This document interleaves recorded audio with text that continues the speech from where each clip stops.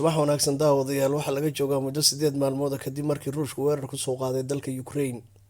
Waxay weli garaacayaan ciidamada ruushku magaalooyinka waaweyn ee dalka Ukraine.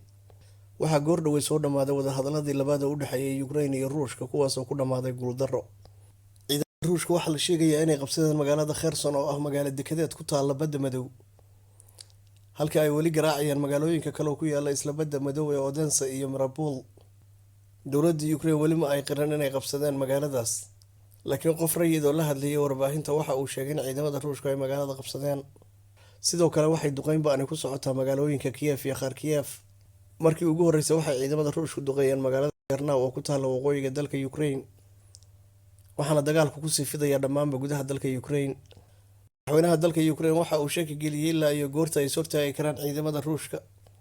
Tan waxay imanaysaa kadib markii dalka Ukraine uu dagaalka kaligiis ku noqday. Waxa uu saacada iyo barka isku dayay inuu ku qanciyo inuu joojiyo dhammaanba weerarada uu ku hayo dalka Ukraine. Waxaase arrintaa ka biyadiiday madaxweynaha Ruushka Putin.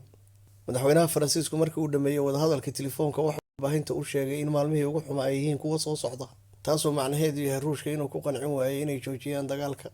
Qiimihii habeenkii xalay Ruushka uu waday inay ku geeriyoodeen dad rayid ah.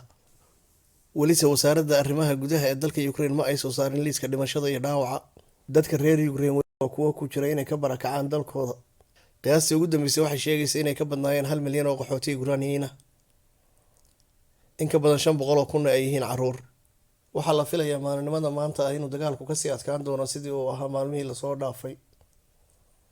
Dowladda Ukraine waa mid mar walba sii khasaaraysa oo ka sii dhamaanaya hubka iyo waxay ku dagaalami lahayd. dowladda Ukraine waa mid uu soo gaarayo khasaare kii hore ka badan maalinta ka dambaysa. Lamana hubo inta ay sii wadi doonto dagaalka. Ku xirnow kanaalka subscribe sahar mahadsanid.